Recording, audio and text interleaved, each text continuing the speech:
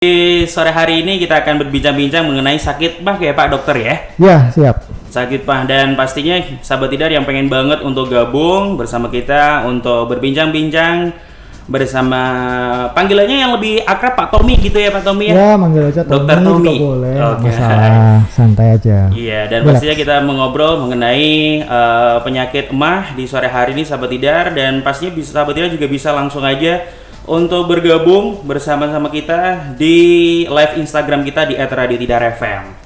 Dan pastinya juga bisa langsung bisa bertemu dengan kita melalui Instagram ya, Dokter ya.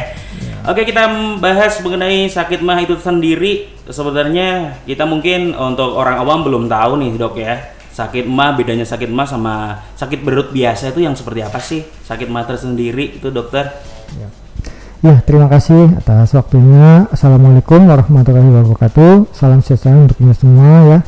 Ya, sebetulnya untuk topik sakit mah ini sebenarnya topik yang cukup umum ya, dan banyak dijumpai dari penelitian-penelitian di beberapa wilayah di Indonesia, di beberapa puskesmas kota-kota besar. Ini sebetulnya penyakit mah ini menyumbang sekitar 60-70% dari diagnosis kunjungan ke praktek pribadi maupun ke puskesmas, baik juga ke rumah sakit. Jadi sebetulnya kasus ini sangat-sangat umum ya, dan jamak dan banyak ditemui di masyarakat. Sebenarnya apa sih sakit mah itu? Nah, sakit mah sendiri kita berasal dari katanya dulu ya. Mah itu sebetulnya berasal dari bahasa Belanda. Jadi kalau kita bicara sakit mah itu sebenarnya bawaan dari dulu ya, karena dulu kita memang kan pernah dijajah oleh Belanda. Jadi mah itu berasal dari bahasa Belanda yang artinya lambung. Lambung. Ya, dan kalau secara kedokteran definisi dari sakit mah itu adalah rasa tidak nyaman atau nyeri ya, dan kembung di sekitar ulu hati. Iya. Dan itu sebetulnya bisa disertai gejala-gejala lain seperti mual, muntah ya, kemudian melilit ya. Dan yang kita perlu tahu di sini sakit mah ini sebetulnya ya diagnosis yang dalam tanda kutip gampang-gampang sulit. Oh, gampang-gampang sulit. Iya, kenapa saya bilang demikian? Karena secara anatomi atau ilmu dasar ya di kedokteran, itu kita tahu rongga perut itu merupakan rongga yang sangat luas. Berbagai kelainan bisa bermanifestasi secara awal maupun akhir melalui keluhan di ulu hati. Nah, contohnya di ulu hati sendiri itu ada beberapa organ. Yang paling banyak, yang paling besar ya tentunya adalah lambung itu sendiri. Lambung. Nah, di luar itu di dekatnya ada organ kelenjar pankreas. Kemudian di sebelahnya ada liver. Ada juga kandung empedu. Nah, seperti itu. Kemudian yang kita perlu harus garis bawahi di sini, gejala awal dari sakit atau tidak nyaman di ulu hati itu bisa juga berasal dari penyebaran dari organ lain.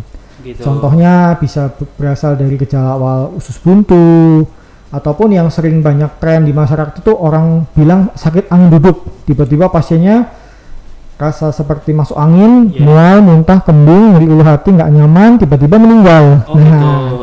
Ini yang kita harus waspada ya. Jadi tidak semua kelainan di ulu hati itu sakit mah. Oh gitu. Betul. Tapi terus ada beberapa yang menyebutkan mah itu hampir sama dengan asam lambung itu. Ya, secara patofisiologi penyakit, perjalanan penyakit, sebagian besar sakit mah itu ini kan ilmunya sudah berkembang ya. Dulu teori yang ada itu adalah sakit mah itu disebabkan karena asam lambung yang berlebihan. Oh gitu. Itu dulu sekitar tahun 50-an, tahun 60. Tetapi seiring dengan berkembangnya ilmu pengetahuan, ternyata faktor yang berperan terhadap sakit mah itu tidak hanya asam saja. Nah, sekitar tahun 90-an itu mulai ditemukan adanya peran dari infeksi kuman namanya Helicobacter pylori. Nah, infeksi kuman Helicobacter pylori ini bisa menyebabkan tukak lambung. Tukak lambung. Iya, tukak itu artinya ada luka ya di permukaan lambungnya itu sudah sampai luka. Sehingga biasanya keluhannya nyerinya itu bilang timbul. Kemudian bisa dicetuskan oleh makanan tertentu, ataupun kalau dia tukaknya sudah sampai ke usus 12 jari, dia biasanya justru nyerinya setengah jam sampai 1 jam setelah makan. Oh gitu. Iya, jadi itu. Terus kalau semisal nih Dok, jika kita sudah sakit mah, terus cara mengobatinya seperti apa nih Dok? Ya, untuk pengobatan kita kembali ke penyebabnya ya. Ya, penyebab sakit mah itu kan bermacam-macam. Banyak faktor berperan di sini. baik dari makanan ya, ada beberapa makanan tertentu yang dapat mencetuskan MAH. Bisa juga tadi infeksi tadi, dan itu harus dibuktikan dengan cara pemeriksaan namanya urea breath test. Oh iya. Ya. Kalau memang ditemukan ada infeksi, tentunya harus diberikan antibiotik. Kemudian obat-obat untuk menurunkan sekresi asam lambung. Seperti itu secara garis besar pengobatannya. Oh iya. Jadi disertai juga pola makan yang teratur, olahraga, tidur yang cukup, dan tentunya hindari stres berlebihan. Jadi untuk sakit MAH tersendiri jangan disepelekan ya Pak ya? Betul. Jangan betul disepelekan, pasti juga harus berkonsultasi dengan dokter supaya jangan sampai penyakitnya semakin besar gitu ya. Betul, itu dia. Terus sedangkan cara untuk pencegahannya sendiri supaya kita tidak sakit MAH seperti apa dok? Ya, tadi pencegahan bergantung dari faktor pertama kita harus perhatikan lifestyle dulu, gaya hidup. Jadi biasanya pasien-pasien yang menderita gangguan MAH ini biasanya pasiennya tuh istilah orang Jawa itu apa ya, kemerungsung, cemas, gerusa-gerusu, cemas, banyak pikiran, stres ya. Kemudian pola makannya tidak teratur, kadang karena kesibukan, kadang suka lupa makan ya, atau hobi makanan tertentu yang dapat mencetuskan asam lambung. Nah, nanti kita akan bahas di segmen berikutnya mengenai makanan-makanan dan diet apa saja yang harus dihindari. Oke, Bu Sehat ini bakal membahas serba-serbi penyakit MAH bersama Dr. Tommy Agustinus Sutikno, spesialis penyakit dalam.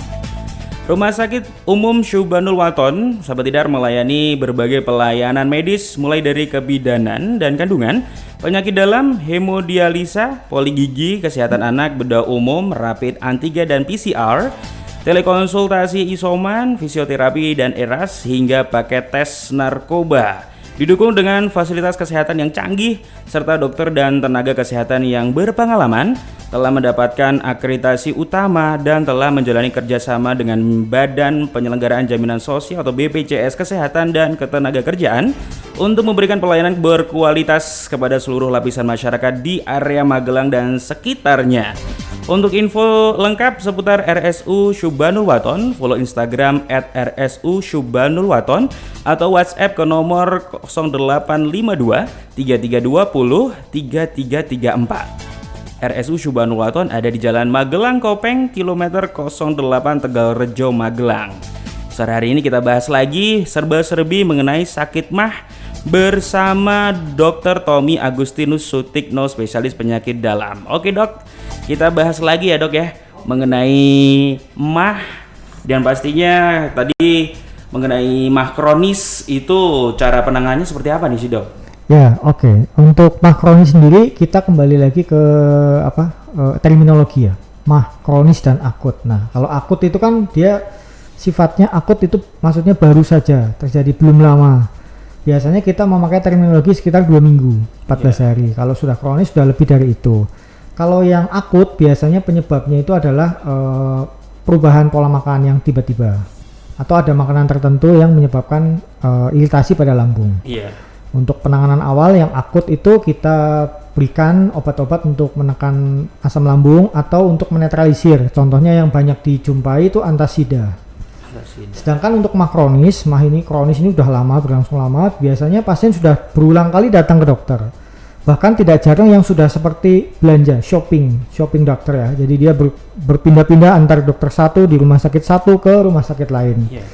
Nah, kalau yang sudah kronis ini kita harus lebih melihat adanya tanda-tanda bahaya. Apakah ada anemia, kurang darah, kemudian penurunan berat badan, perubahan pola buang air besar, perubahan kotoran, warna kotoran, sehingga kita harus lebih tepat untuk penyebabnya.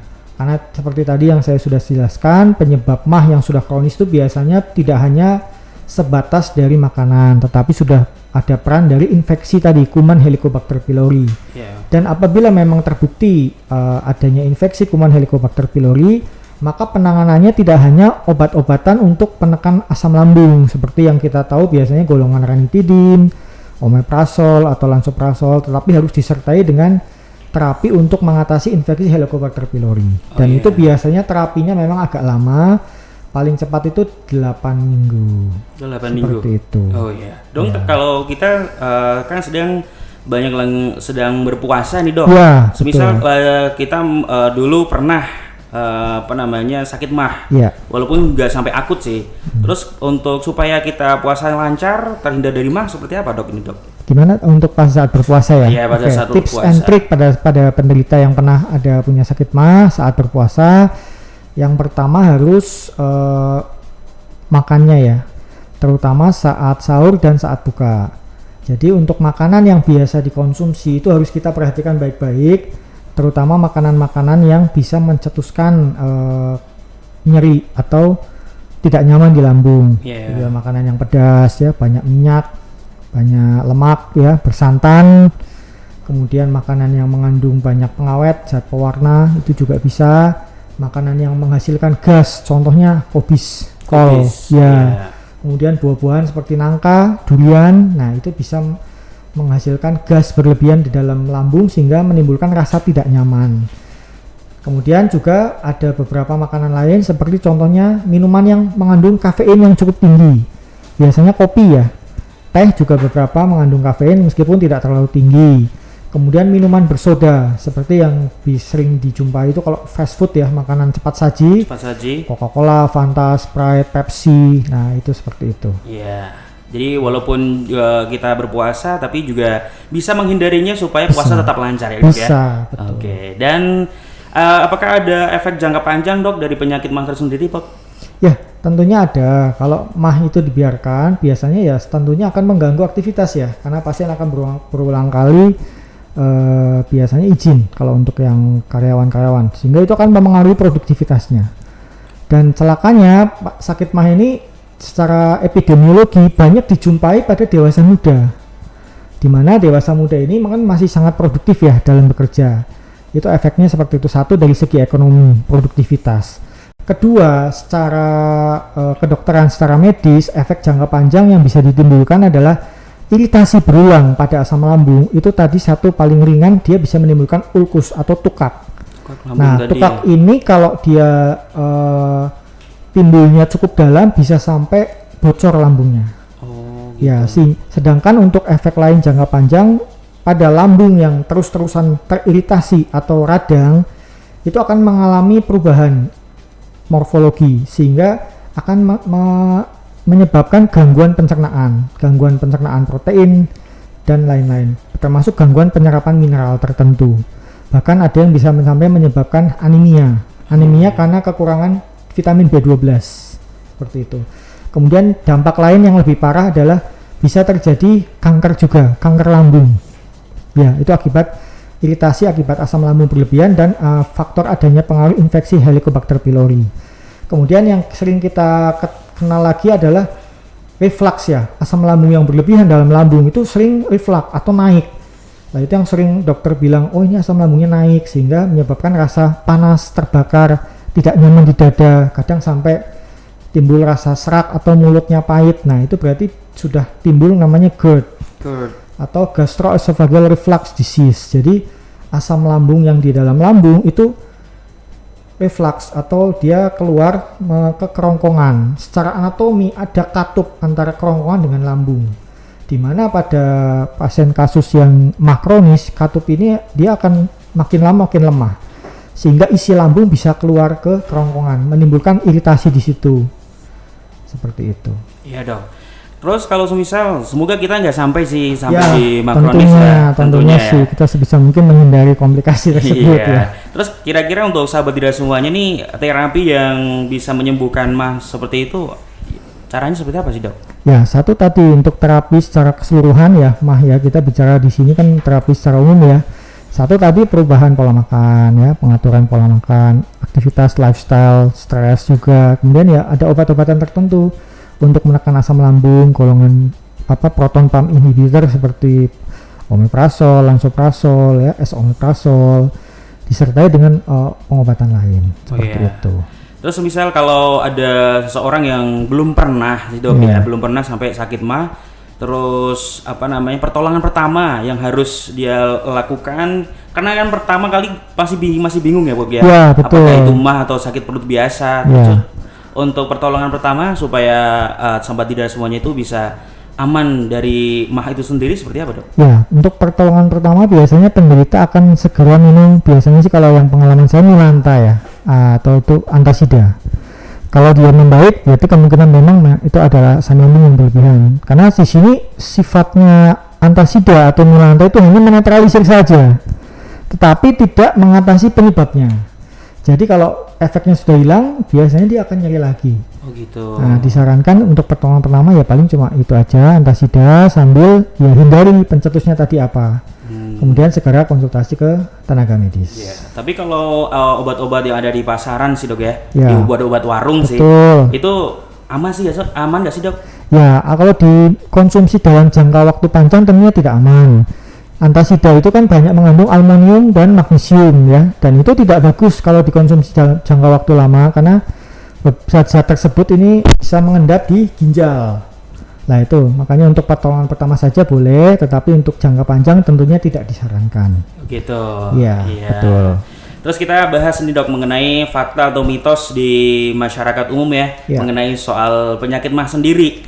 Yang pertama tadi konsumsi makanan-makanan pedas itu bisa menyebabkan asam lambung naik. Itu fakta atau mitos dok ya? Betul. Jadi begini, untuk rasa pedas dari cabai itu disebabkan oleh zat yang namanya capsaicin, ya, yang dia menimbulkan sensasi pedas. Nah, secara penelitian sebetulnya capsaicin itu tidak menimbulkan kenaikan asam lambung.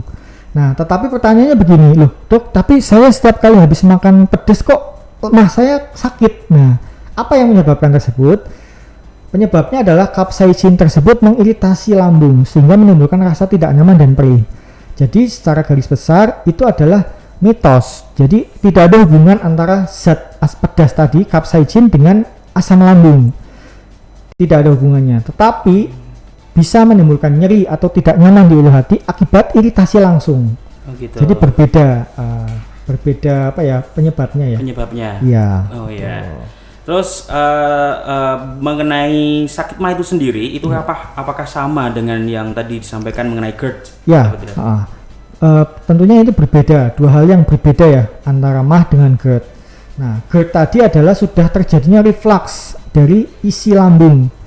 Yang kita tahu adalah lambung itu pH-nya sangat asam, pH-nya itu sekitar 2. Cuka yang sudah sifat asam itu pH-nya masih sekitar 4-5, itu asam cuka. Jadi bayangkan saja ini lambung ini pH-nya sangat asam sekali. Bayangkan kalau kita luka berdarah kemudian kita kasih cuka, itu perihnya luar biasa kan. Sama dengan di lambung. Sementara kerongkongan itu sifatnya basah. Nah, jadi kita bisa bayangkan zat yang sifatnya sangat asam pH-nya 2 itu terpapar ke permukaan yang basah.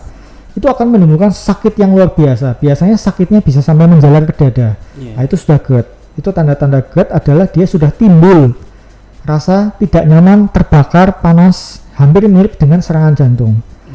Nah, kalau cuma mah saja, dia terbatas di rongga perut. Nah, perbedaannya adalah demikian. Jadi, perbedaannya sebetulnya kalau secara klinis memang mungkin dari gejala itu ya. Kalau secara pemeriksaan fisik mungkin tidak terlihat dengan jelas. Nah, yang memastikan adalah pemeriksaan endoskopi. Di mana pada saat dengan pemeriksaan endoskopi dapat terlihat sudah adanya jejas di kerongkongan.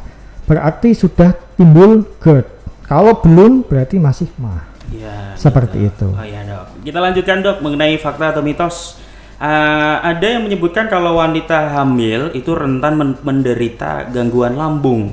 Ya, ini banyak dijumpai ya kalau wanita hamil baik trimester pertama, baik hamil pertama maupun selanjutnya itu sering datang berobat dengan keluhan lambung. Ya, bagaimana ini bisa terjadi? Ya, tentunya kembali lagi ke patofisiologi di mana pada wanita yang hamil, usia kehamilan masih muda, biasanya terjadi kenaikan hormon kehamilan. Itu adalah beta-HCG. Nah, hormon tersebut ini berefek langsung ke susunan saraf pusat yang mempersarafi juga lambung, sehingga menimbulkan gangguan asam lambung. Di situ mual muntah, nyeri perut, ulu hati, rasa terbakar ya.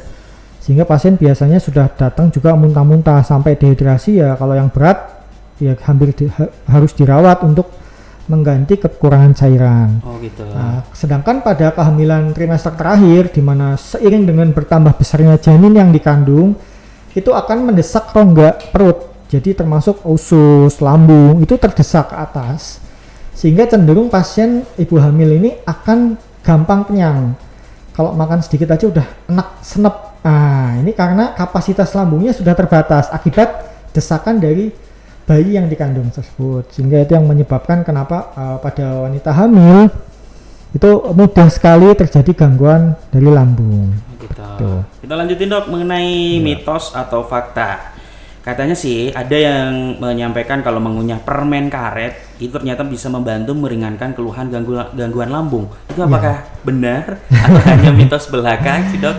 Ya, gini, untuk ada beberapa pendapat memang kalau kita mengunyah permen karet ya dapat mengurangi keluhan kembung terutama atau rasa tidak nyaman di ulu hati, karena biasanya kan permen karet ini rasanya mint dan itu biasanya lebih nyaman. Tetapi secara kedokteran, secara medis itu tidak ada hubungannya. Jadi itu hanya mitos saja ya. Mitos belaka. Bahkan kan permen karet ini biasanya selain ada perasa, itu juga ada zat pewarnanya juga dan zat-zat lain. Nah, itu justru malah bisa mengganggu lambung secara lebih lanjut. Jadi hanya meredakan sesaat. Dan biasanya justru kalau saking lebih banyak ngunyah mulutnya itu malah justru lambungnya malah makin kembung sih. Makin kembung. Iya betul.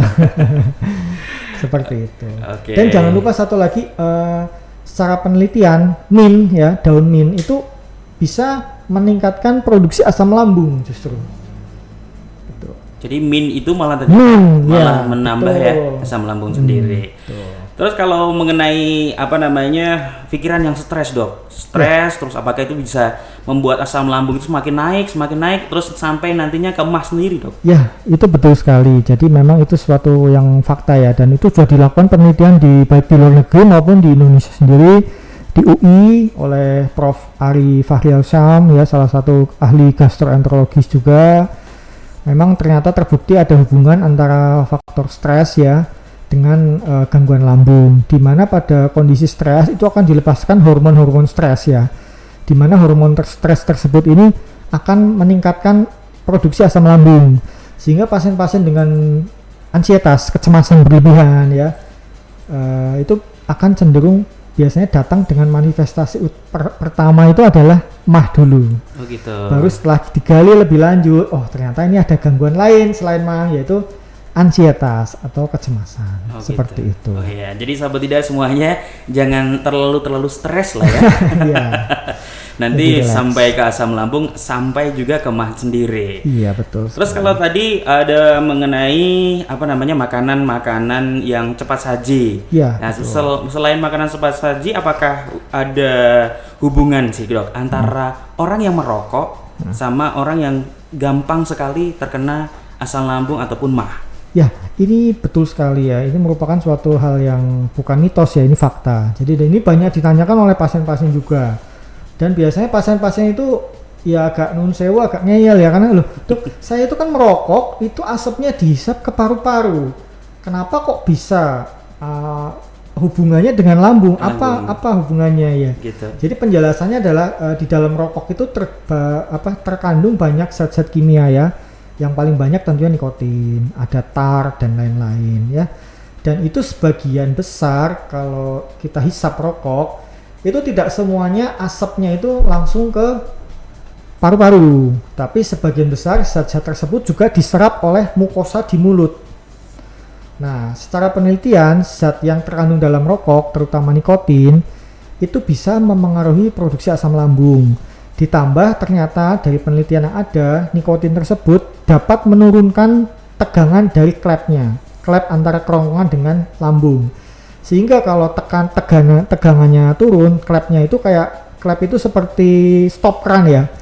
Kalau dia stop kerannya udah kendur, tentunya gampang reflux. Jadi pada perokok yang berat ya, selain dapat timbul sakit gangguan mah, bisa juga timbul GERD. Seperti itu penjelasannya. Oh ya dok, ini yang terakhir dulu dok. Ya. Terus kalau tadi sudah hindari stres, terus mungkin mengurangi merokok ya dok ya. Betul. Terus nanti misal kita pada saat berpuasa ada apa makanan-makanan yang mungkin bisa membantu kita supaya terhindar dari mah, ya makanan yang dingin atau makanan yang hangat, manis. Tadi yang kecuali yang hindari pedas ya dok ya. Iya betul. Terus makanan yang seperti apa dok yang pastinya aman untuk kita berpuasa supaya terhindar dari mah itu sendiri? Oke, jadi intinya untuk hubungan makanan dengan mah ini hanya makanan yang pedas dan sifatnya asam ya. Ya, kalau tidak ada hubungannya dengan manis, kemudian asin, panas atau dingin itu nggak ada hubungannya. Itu mitos saja. Yang sering kita tidak sadari itu yang asam biasanya. Contoh, ada pasien saya makan bakso. Dia bilang, loh dok saya tidak makan cabenya, sudah enggak. Tapi dia cukanya banyak. Oh gitu. Nah kadang-kadang di warung bakso ada cuka ya. Ya itu ditambah dengan banyak ya, dia jadi. Atau ada pasien saya orang Palembang kebetulan. Dia hobi makan pempek. Ya buka puasa minum langsung pempek. Ya jadi ya nggak pedes nih pempeknya, udah nggak pakai cabai bikin sendiri. Oke, tidak pedas, tidak ada cabenya, tetapi kuah pempeknya itu kan asam ya. Ada juga pendapat bahwa lemon ya, air jeruk lemon itu bagus, itu sifatnya basah. Ya ternyata setelah dilakukan penelitian itu ternyata tetap asam, bukan basah. Jadi tetap itu bisa mempengaruhi dari sakit mahnya. Jadi kadang ada pasien, enak nih seger-seger buka puasa minum es jeruk nipis atau lemon tea ya. Tehnya sendiri mungkin oke lah, it's fine, nggak ada masalah. Tapi lemon yang ditambahkan itu yang seringkali pasien itu tidak sadar seperti itu. Jadi ada makanan-makanan yang tersamarkan ternyata bisa berefek gitu ya. Betul sekali. Dan juga jangan lupa coklat. Oh coklat juga? Ya coklat itu rasanya manis. Oh ini coklat ini manis, saya nggak suka. Misalkan pasien bilang, saya suka makan coklat dok, nggak makan pedas, nggak makan asam coklat. Nah ternyata coklat ini juga bisa meningkatkan asam lambung. Oh gitu. Betul, jadi yang harus hati-hati. Terutama saat buka puasa kan senangnya pengennya mungkin martabak coklat, yang manis-manis toh. Nah hangat gitu. Oke, terima kasih dok. Pastinya kita lanjutkan lagi mengenai serba-serbi mengenai mah. Jadi sahabat Tidar juga yang pengen banget Syubanul Waton, dan kita membahas mengenai serba-serbi mengenai mah ya dok ya. Dan pasti kita juga masih bersama sahabat Tidar semua yang pengen banget ikutan bertanya-tanya soal penyakit mah ataupun asam lambung. Langsung aja WhatsApp kita di 0878087830, dan bisa juga langsung live Instagram kita di @radiotidarfm. Gitu. Oke, kita lanjutin ya dok mengenai pertanyaan-pertanyaan yang mungkin nanti bisa Bibo bacain dari sahabat Tidar semuanya untuk dokter sendiri, supaya sahabat Tidar semuanya itu juga bisa terhindar dari namanya sakit mah ya dok ya. Iya. Oke, yang pertama sahabat dokter sendiri, do and dance biar kita nggak kena mah tersendiri tuh caranya bagaimana sih dok?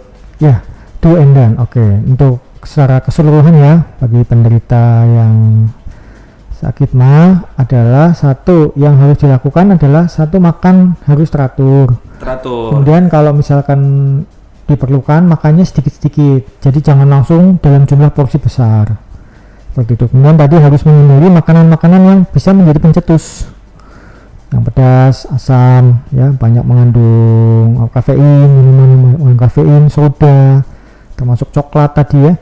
Kebetulan itu yang harus dilakukan.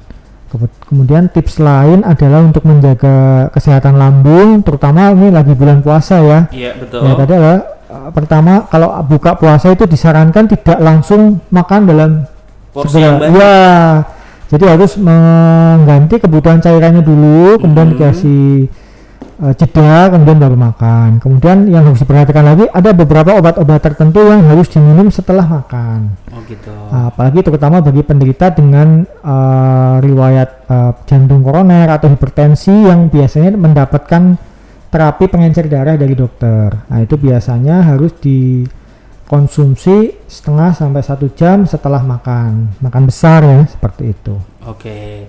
Terus pertanyaan yang kedua ataupun selanjutnya nih sahabat Tidar, halo dokter, dari Fania di Paten. Kalau kata orang zaman dulu, kalau mah kambuh itu minum air kanji bisa meredakan nyeri secara medis, apakah terbukti benar atau tidaknya sih dok? Ya, terima kasih atas pertanyaannya ya Mbak. Secara Mbak Fania ya di Paten ya, terima kasih atas pertanyaannya. yang secara medis itu untuk air kanji itu tidak ada hubungannya ya. Jadi itu merupakan mitos saja. Mitos. Ya, tidak ada hubungannya dengan mah ya. Nah, tidak seperti itu aja. Oke, terus ada juga selamat sore Mas Bibo nih dari Ibu Elvira di Cacaban. Apakah mah bisa menyerang anak-anak juga? Anak saya itu umur 1 tahun 2 bulan, katanya sih susah makan soalnya. Ya, terima kasih Bu Elvira di Cacaban ya. Ya itu betul sekali, di mana insidensi mah pada anak-anak itu sebenarnya cukup banyak ya. Salah satu gejalanya adalah nyeri ulu hati, kadang anaknya malas makan, mual, muntah setiap kali makan, dan biasanya penyebab mah pada anak-anak itu adalah infeksi kuman.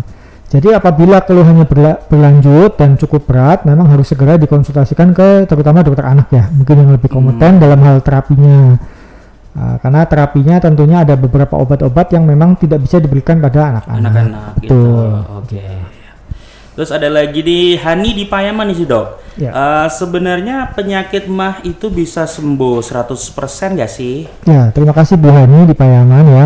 Untuk sakit mah sendiri sebenarnya bukan merupakan sakit kronis yang membutuhkan obat seumur hidup ya. Jadi berbeda dengan sakit hipertensi, darah tinggi atau sakit gula, diabetes. Jadi intinya kuncinya adalah tadi satu perubahan pola hidup ya. Kemudian yang sulit dilakukan adalah menghindari kebiasaan-kebiasaan tertentu. Oh gitu. Contohnya merokok, minum kopi, makanan-makanan tertentu, dan yang utama adalah kita harus mencari penyebab utamanya. Apabila ditemukan adanya infeksi kuman Helicobacter pylori, maka memang harus segera dilakukan eradikasi kuman sehingga mahnya tidak menjadi kronis atau berkepanjangan. Nah, yang jadi kendala itu adalah seperti ini biasanya. Pasien sudah sembuh, kemudian nanti beberapa bulan lagi datang dengan keluhan yang sama. Dok, ini mah saya kambuh lagi. Oke, saya tanya gimana makannya. Makan saya teratur, sudah tidak mengkonsumsi makanan yang dipantang tadi. Nah, ternyata dari pemeriksaan kelanjutan ditemukan adanya penyebab lain. Contohnya biasanya ada infeksi kuman Helicobacter pylori tadi. Oke. Seperti itu. Dan kita lanjutkan untuk pertanyaan-pertanyaan. Jadi buat sahabat Tidar juga yang pengen banget ikutan bertanya langsung ya, kita tunggu. Dan selamat sore Ibu Anik di Terasan, terima kasih sudah gabung. Ini saya hamil 30 minggu, anak pertama dok. Apakah normal kalau saya sering merasa perut tegang, kencang dan penuh, atau ini karena asam lambung naik? Karena saya ada riwayat asam lambung sebelum hamil. Jadi apabila karena asam lambung, apa pengaruh ke janin kalau saya konsumsi obat mah dan bagaimana mengatasinya? Oke, terima kasih Ibu Hani ya. Oke, Ibu Hani atas pertanyaannya.